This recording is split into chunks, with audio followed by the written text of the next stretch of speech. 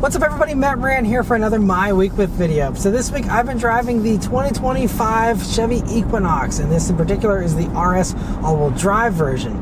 And so I actually put a lot of miles on the Equinox, over 300 miles here this week, and there was some good and some bad here. So I already did a full review of the Equinox a few months back, and I was really impressed. It made a great first impression. It's really cool. We have the active trim now with the all-terrain tires, and there's some really nice improvements. I mean, this interior is super nice.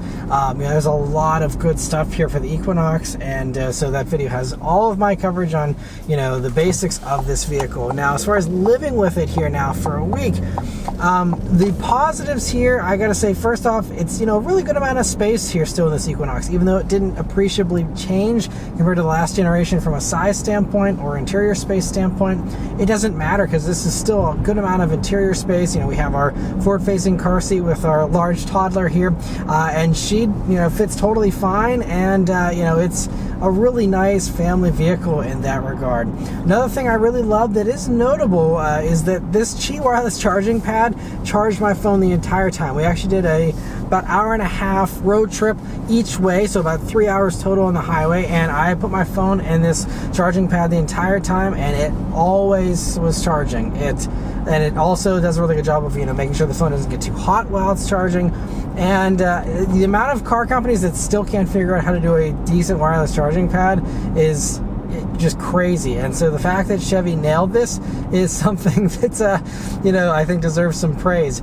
Other things too, it's a nice smooth ride. It's pretty quiet in here. It's has very good manners as far as road manners and all that. So that was all very good. Now there were a few things that I didn't love about the driving experience. I complained about this a little bit in my first drive. The steering is a little rubbery, and what I especially noticed after a few hours on the highway in particular is that on center especially, it feels floaty. Like I can almost feel the little bearing or whatever in the steering there kind of has a little bit of play almost. And I found myself doing micro corrections with the steering on the highway just to keep going in a straight line that you usually don't have to do in other vehicles. So it's just a little sloppy with the steering. And I also don't love, the steering wheel is a little thick for, just a family crossover. I don't need to have the same thickness as a BMW M steering wheel, and that's what we have here with this pretty much. So, not a huge deal as far as the steering size, but as far as that, feel, it's just not great. And again, if you're the average buyer, you're not going to really care. It should be fine. But if you do, cross shop, if you are test driving multiple vehicles, you'll probably notice the steering in this just doesn't feel quite as direct or connected to the vehicle as most of the competitors. Also, 175 horsepower, like you have here in this.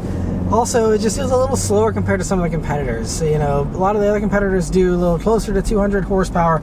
Some even go slightly over 200 horsepower. And, some are even hybridized here in their upper trims and give you even that instant electric zip that you don't have here in this. And, again, it's fine. We're talking about a difference of 20 to 30 horsepower or so typically. But it's, it's noticeable. There was a few times I'm trying to do a pass on the highway, some higher highway speeds and stuff where, I could use a little bit more power here. Again, not a big deal. Most driving will be fine. You do have a turbo, so that, gives you some nice low-end grunt. But it's not quite as punchy down low as some other turbocharged motors. And it is a small motor, it's a 1.5 liter turbo 4. So it is small, but, it just could use a little more punch. Now, thankfully, the 8-speed automatic that this is hooked up to here in the all-wheel drive versions is very responsive, very well programmed. So it gives me downshifts very quickly, doesn't feel laggy or make me wait for anything. Now, one thing, though, that I think is more annoying is the safety tech here in this vehicle. So, you have all the safety tech as standard, which is fantastic, but the biggest offender to me was blind spot monitoring. I don't know why, but the blind spot monitoring is overly sensitive, where even if there's like a car just behind me, like directly behind me, following me, in a lineup of cars at a stop sign, for example, and I make any kind of turn, a 90-degree turn, or even sometimes less than 90 degrees, but I make a 90-degree turn at an intersection, for example, and it's freaking out and giving me the light in the mirror, it's giving me the haptics on the seats here, being like, oh my gosh, there's a car in your blind spot. It's like, I'm just making a right turn at a stop sign, and there happens to be a car behind me. That is not something you need to alert me to, and it's not intelligent enough to figure out that there's no threat there. And so as a result, I just found myself ignoring a lot of these alerts this week because it's just overreacting reactive. And I feel like most car companies figured out how to do reliable blind spot monitoring like 10 years ago, and including Chevy. I've never had this issue with other vehicles. Maybe it's just this Equinox, I don't know, but it just seems like there's something off that makes this hyper reactive.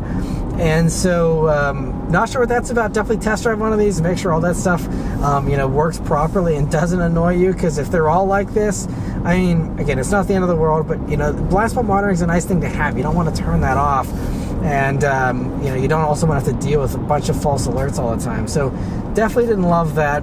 Another thing that I believe you can turn off is a lot of the automatic proximity stuff, which I don't think they execute as well as some other competitors do. So for example, every time I walked more than maybe 6 feet away from the car, I instantly wanted to lock the car and beep the horn and all this.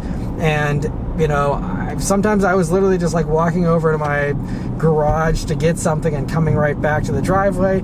Things like that where I'm like, I don't need it to be that aggressive. Now again, you can turn that off, and there's other companies that do that, and some of them just as aggressively, but just didn't love that. And also, they're trying to adopt the same thing other companies do with this automatic rear tailgate that pops. Just the fact that you stand there is enough to pop it open, and that's nice in theory, so you don't have to wave your foot under a sensor and hope that it picks up what you want to do.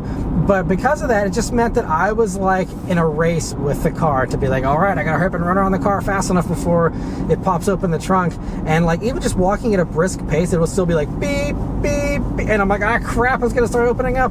And thankfully I always beat it to the race there, and it didn't pop open on me. But I feel like it needs to have a little bit more of a delay. I appreciate, again, the idea of it being super responsive and not making you wait when you actually do want to get in there. But it just means that for me, I was like, well, I can't walk around the back of this vehicle without it constantly beeping at me.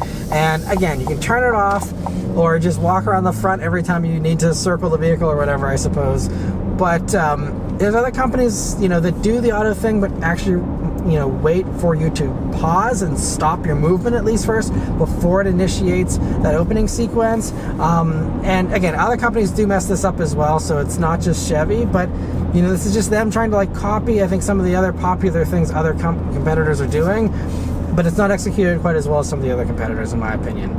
So again, minor things you can certainly live with, but the biggest thing, the final thing to really gripe about here, I think, is the price tag, because this one that I have here is $38,380.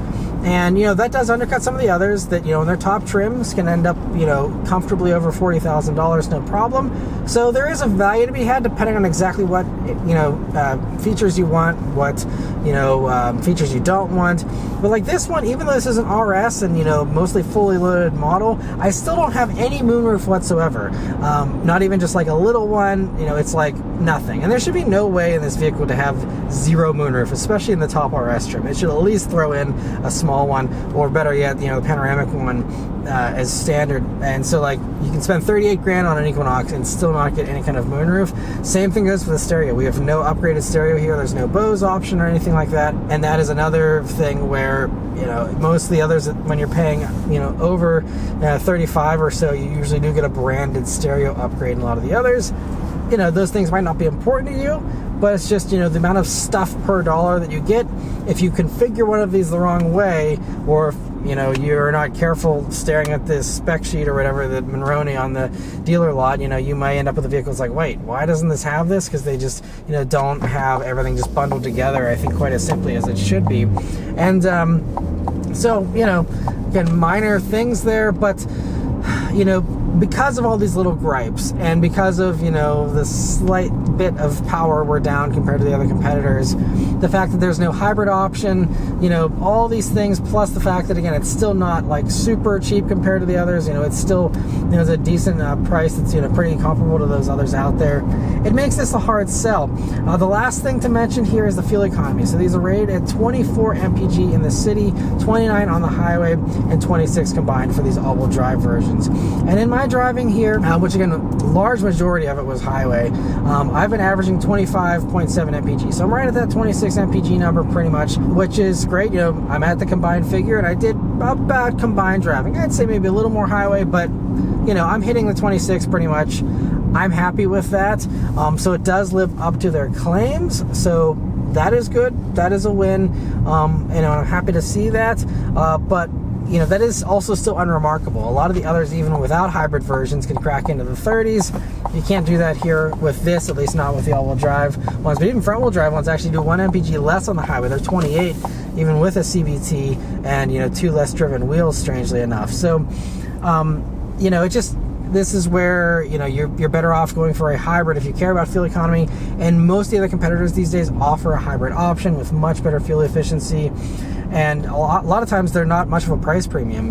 It's maybe $1,000 or so, and really pays for itself pretty quickly, with all the gas savings. But again, even in regular, RAV4s, even TRD off-road ones I had a couple years ago, I was getting, well into the 30s, no problem. So, they just didn't do a great job with the efficiency, and they're down on power. So you have, usually if you're down on power, it's because you don't, you have, a little bit more efficiency. But in this, not the case. You have less power and less efficiency at still a pretty high price tag, right there alongside all the others, which give you more stuff for the same money. There's certain things about this that I do like for sure.